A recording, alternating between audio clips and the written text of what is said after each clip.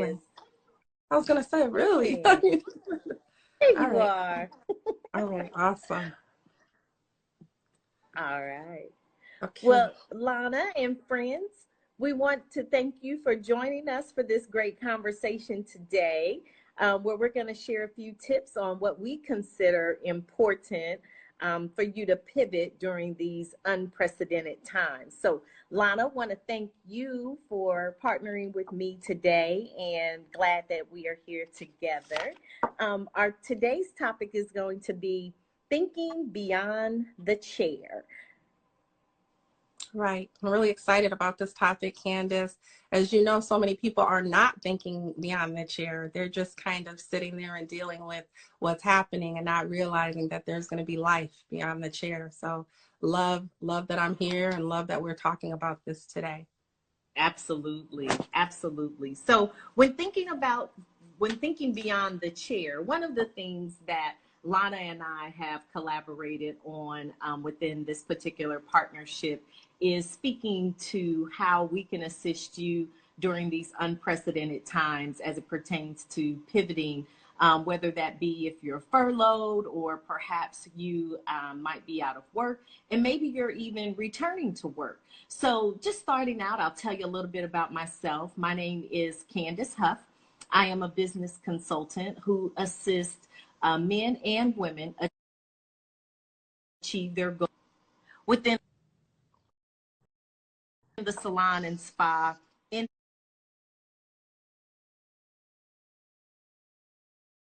industry by thinking beyond the chair. Um, just a little bit of my background. I was a stylist for 20 years. And during that time, I remember my days being very long, starting as early as 5 a.m. in the morning, Lana, and sometimes going to as late as midnight to almost 1 to 2 o'clock in the morning. So it was just the nature of the business. Because of that reason, and to leverage my income, let me backtrack just a bit.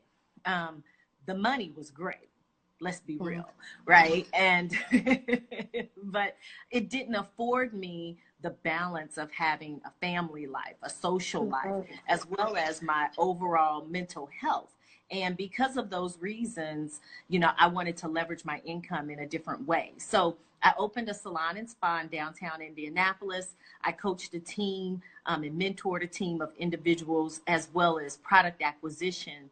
And one of my goals is to assist individuals in understanding and how to acquire multiple streams of revenue, whether that's through business acquisition, product development and product acquisition, as well as having and coaching and mentoring a team. So Lana, tell us a little bit about yourself. That's enough about me.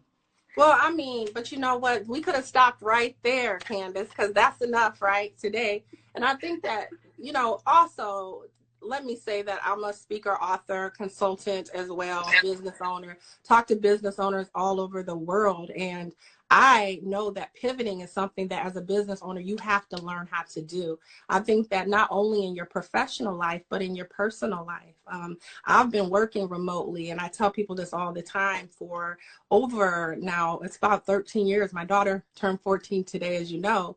And since my daughter was young, I've been working from home as a single mother, because for that very reason that you just shared, is that money can be good, opportunities can look good, but at the end of the day, what are your priorities? What are you putting first, and what do you value? And so I say that to say, as a single mother, as a business owner, as a speaker, consultant, I've also had those days that you talked about. I've had days where I've been up 24 hours straight, 22 hours, 2 days straight, because it's all about vision, right? It's all about vision. It's all about what's before you. Where do you want to be, and where are you now? So just about myself, really, I think that what I'm doing now publicly, I've been doing in the background for years, which is supporting people and supporting organizations and people who have vision and want to give voice to that vision. So that's who I am, and that's what I do. I'm excited about this conversation because I honestly do not think that people realize that when this is over, how you're planning now is going to determine how you come out. And if you come out on top, and if you come out better than when you went in. So I'm just excited to have this conversation today. Absolutely. And so with that, Lonna, tell us a little bit about how you assist individuals in creating and finding their voice. Can you share that with us? Absolutely. So I actually work with people and organizations. So what I always say, even in marketing, as you know, I have my master's in marketing. So that's one of the things that I help people with. But in marketing, I always say no two businesses are alike, right? And the same holds true for people's voice. No two voices are alike. And in business, that can be challenging because some people can have the time and the skill set and the knowledge and the assets to be successful in business, and others may have challenges. They may be like me. They may be caregiving for a family member. They may be at the first beginning start of their business, and they're thinking about it in their head, but they don't actually have a way to express or walk it out. So how I actually help people is that what I do is, first of all, I listen, because listening is a huge part of voice, right? It's a huge part of being able to hear what's in that individual's heart. What does that person really want to do? And then from there, I've always been a very resourceful person. I've always been a very strategic person. So then we begin to put strategy behind that.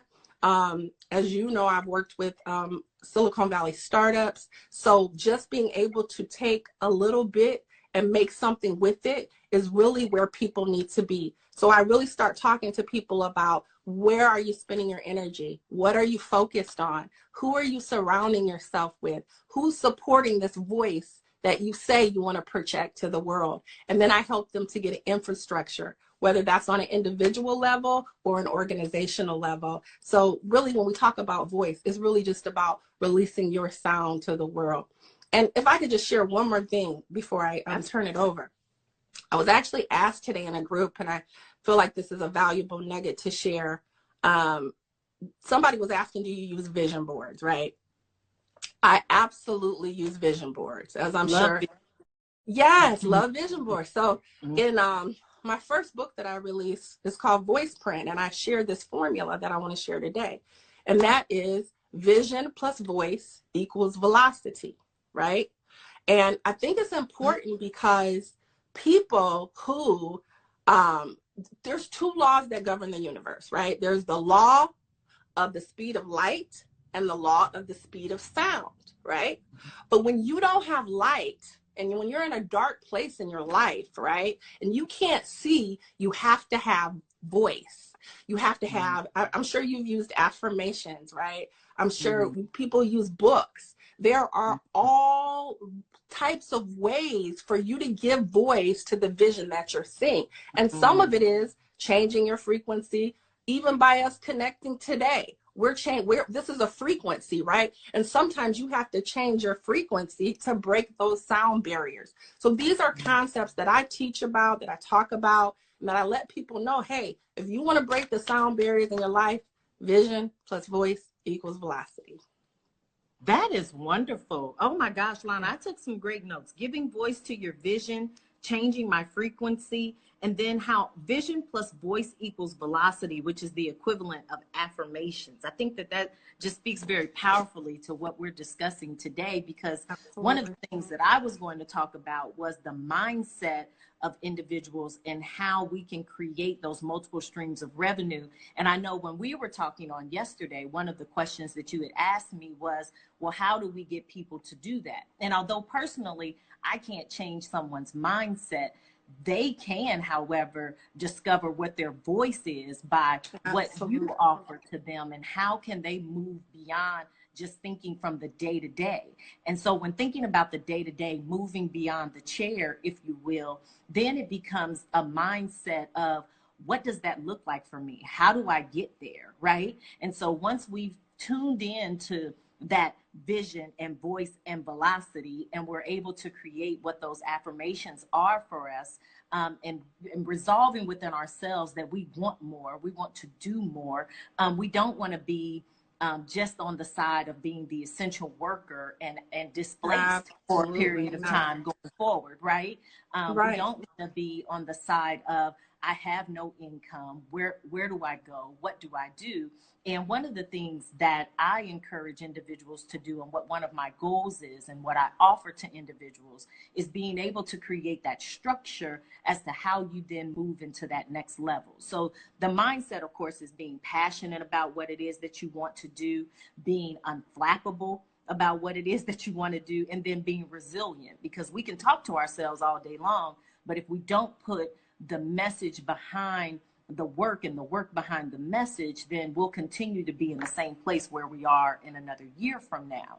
So because we know that recessions come a lot more frequently, and pandemics are just something that happens about every 48 to 50 years, which has been proven, recessions tend to happen a little bit more frequently. And because I've lived through those, and because I was a stylist behind the chair during those years, I pivoted what I did so that I could create a different infrastructure for myself. And by doing that, I started out with a business plan. And that's where I can help individuals move forward into what it looks like for them, as far as what those next steps will be. Because a business plan is a very sound idea on paper that's not only going to sell you so that you can put that affirmation on paper, is what it really comes down to. You're taking those positive thoughts, those positive mindsets, and then you're putting that into a workable art form, which is a business plan. That business plan then leverages you to go in front of banks and investors, as well as personal investors and people who you might be seeking additional income from, so that you can actually launch and birth this affirmation that you speak to yourself about as it pertains to how can I develop another stream of revenue. So I'll pause right there. No, because I love that, because I still think it deals with vision and voice, as we're talking about. I think that, just in all transparency, one of my biggest challenges as a single mother in business was that I have been working on a personal level, right? And I had been managing relationships and doing all of that. But when I went into the business world, it was a different criteria. It was a different reference point. It was a different language, right? And it's funny because when I started, I went just to seek exactly what you're talking about, assistance with my business plan. I couldn't give anyone the ability to see the vision I had in my heart because they were at another language. They were working on a different voice. I want to pause quickly and just say thank you to everyone who's listening. I see Tanisha. Yeah, I see Tanisha's on here. Anyone else that's out there, we just want to quickly say hi to you also for listening. But I just want to say that I'm so excited about our collaboration, because that's why I feel like it's all about dimensions. It's all about velocity and acceleration. So even when you're transitioning from a personal to a business, it's a different voice that you have to have, right? And so that's where you're coming in, not only with, it's nice to be able to say you're the vice president of Chase Bank, right? But we could go to any vice president of Chase Bank, but no, you have experience. You have been there at the core level of transition to say that, you know what, I had to repurpose, I had to pivot, I had to find a new way to express my voice. And so I'm really excited about what you offer. As a matter of fact, I shared, www.candacenhuff.com. You definitely should check out her website, because Candace, not only does she do help with the business development, she also helps with, professional development and business leadership. And I just think that in this economy, right, because it's the economy you're going to create. It's not the economy. We're not looking at the outward economy. It's the economy that you're going to create. So in this economy, you need to be connecting to those voices that have value, that have resources, that can help take you to the next dimension. So I'm excited about it. I'm excited as well, Lonna, and thank you so much for that shout out. We don't want to necessarily leave out with everything that you have to offer, because you have so much to give, and the work that you do, not only through your books and your mentoring and the development that you do for children, but then also just lending your voice when it comes to your music and your artistry and how you find that. And I just believe that that's so relevant, not only now, but of course in the future. And one of the things that we talked about yesterday is how we live our lives through music and through song. And I tell you, my whole life is a snapshot of music. I always think about where I was when that song was playing and how that was able to resonate with me. And if I could have a soundtrack behind me all the time, I think that I would just be so live. Absolutely. It would definitely speak to my persona and who I believe I am on a day-to-day basis. I probably think I was Michael Air Jordan, I'm smiling because I know that you're Alpha Kappa Alpha, so I just pictured you. I pictured you stepping on the line, you know what I'm saying?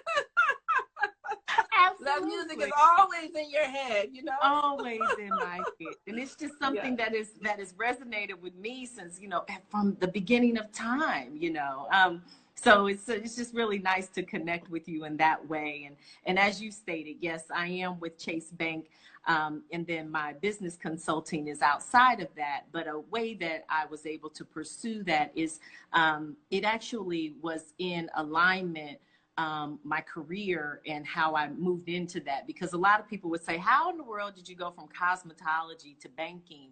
And it just seemed like a natural path of progression for me. However, it's not necessarily the same for others. But I do have a master's in organizational leadership. And after obtaining my master's, I was already pursuing a business. I have a business degree in business management and as far as my undergrad, but I was pursuing a banking career while working on my master's degree and transitioning to Cincinnati, Ohio, where I currently live. And so I ran a business banking center for a period of time. And it was just all in tune with what I wanted to do for individuals who can just believe that they can live to a higher level. And acquire so much more. And I know that from an African-American standpoint, we don't receive all of the teachings and the trainings and the tutelage. And it's for everybody, not just African-Americans, but not everybody comes into my office and says, okay, I'm ready and I'd like to get a loan for $50,000. But some come in and they don't know where to start. And although that wasn't what my position was, as to help you get started, it was something that I believe was important because foundationally, entrepreneurship and business ownership is one of the major keys to success. How we can continue to build those multiple streams of revenue, as well as how we bridge the gap from one generation to another. So I became very passionate about how I can give back to the community in this way, as well as how we can have a conversation about what it's going to take. Because some people have an idea, some people just have a notion that they want to be business owners, some just have this burning deep down desire, but they really don't know how to get started. And so although that wasn't, again, my background since I've been in the banking industry, I do want to assist people in how you get that in front of the right people, because I was turned down for loans. I was turned down for lines of credit. But then in positioning myself and understanding and speaking to myself, I never heard the word no, by the way. So when talking about that voice that you have, I would go into the bank and I'd say, okay, this is what I need. And they would tell me no. And I would just hear not right now. I never would settle for the fact. I never would settle for the fact that they were just telling me no. I just heard not right now. And I was still able to leverage all of the things that I needed to do in order to have one of the most successful African-American establishments in downtown Indianapolis for over 20 years. And so I really speak highly to that, because it definitely set a different standard for the industry at that time. So the things that you might see today from a professionalism standpoint and how people govern themselves in the cosmetology industry, I was doing those things long before it became the status quo, so it was pretty much something that was unprecedented during that time. But now, in looking at how I can give back and how I can help one who comes behind me, is helping you when it comes to your marketing, your advertising, what that looks like on a day-to-day basis. And maybe you're not ready to open up an actual brick and mortar place right now, but then also how can you leverage your opportunities when you are just standing behind the chair as the booth renter or the independent stylist? And then when speaking to individuals who are looking to get a business started, maybe they are still currently employed and they're looking to venture out, but they don't know where to get started. And that's where I can help. I think that I want to say quickly that we have two organizations here in my city. I live in a very small Midwestern city, but we are also #1 in terms of the entire country in terms of wealth disparities and the gap of income. So a lot of worldwide companies live in this area, yet I think we looked at a study last year in comparison, most of the businesses in our small area of only about maybe 200,000 people were bringing in about 225,000 in total revenue, and profits there for the year annually. But African-American business is only 25,000, which is so tragic and so sad. And we have many businesses in my city who are advocating for, that economic empowerment. I want to mention quickly too, one is called Sisters in Business, and the other one is called Kalamazoo Black Wall Street. And because I do really think that it's important in this time for us to be able to come together. I often get frustrated when I do hear about people who want to talk about the problems but don't understand that the way that we're going to solve those problems is to unite and come together and to actually, as you mentioned, share resources, share expertise, and so we can position ourselves to come up and get some of that wealth. So I wanted to mention them because I do think it's important that we realize our success is our sister's success, right? And our success is our community's success. And I think that it's really important that as we move forward, we don't come out of this looking to the government or looking to other people to solve an issue that really can be solved by us looking within our own community and our own resources. I mean, you're a wealth of information. I just named 2 organizations, and I know so many others, right, that are also doing the work, but sometimes we're looking in the wrong direction. So I really just wanted to leave everybody today with, really, if you had maybe just some quick things that you wanted to just give people in terms of 3 quick points that they should be looking at, and then your contact information, I think it would be great in this season. And then I'm happy to share that too. But I think I know you just shared a lot, but I'm talking about even action steps that they can do right now, whether it's contacting you or whatever, because I find people need action steps. Absolutely. I think that that's a great way to end this particular commentary that we have, Lonna, and I appreciate that. Quick steps. First and foremost is finding that voice that Lonna has already talked about. One of the things that you need to recognize is that what you can do is powerful and it can contribute to the overall well-being of society. Number 2 is actually putting together an action plan. It doesn't have to be anything that is high tech, high quality, just writing it down on a piece of paper. Okay, I don't have a computer. I don't know where to start. A pen and paper is just fine.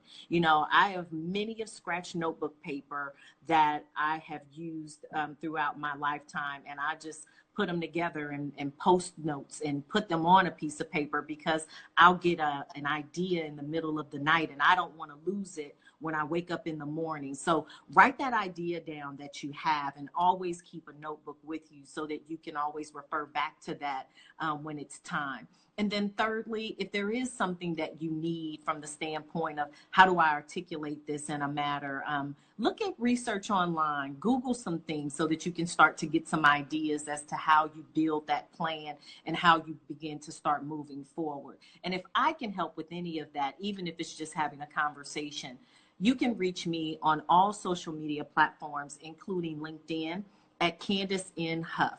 And then you can also reach me via my website at www.candacenhuff.com. And then Lonna, what about you? Well, first, I want to say again, thank you to everyone who's joined us. I see Kelly's on, amazing author. Tanisha's on. Also saw my niece join from New York. So I love to see you on as well. She's And if I amazing. could, I saw Corey join when she was in with Awesome. us. And then also Black Girls Do Law. So I want to thank you so much for joining us today. Yeah, absolutely. So my only pointers would be this. Definitely, we already talked about vision plus voice equals velocity. So make sure your vision is always in front of your face, but make sure your voice is matching your vision. Use your words wisely. Don't just say any and everything, especially not in this critical season. Number two, remember you can break the sound barrier in your life. Not only can you break the sound barrier for you, you can break the sound barrier for other people. So you really can't take your voice, to be less significant or needed in this hour. Your voice is probably the one that we're all waiting on. And then number three would just be this. I'm always here to be one, a sounding board, an echo to remind you that your voice is important and that your voice is needed. So I'm always here for coaching. I also help with marketing strategy if needed. But really, I'm a resource. I'm a resource to connect you to people like Candace and other people who are out there hiding. I call them hidden nuggets. I call them gems and jewels. If you go to my page, you don't see a lot, but you see gems and jewels because sometimes there's hidden wisdom in people and you just got to search it out. So find the hidden wisdom in you. And we appreciate you for taking your noon time and joining us today. And we'll look forward to yes. Thank you so much. STEM Atlanta's in the house too. Woo, woo, woo. Brand line, May 20th. We'll look forward to seeing you guys on again. And thank you guys for your time today. Thanks for joining us. See you, Lonna. Thanks. Yep. See you. Bye-bye.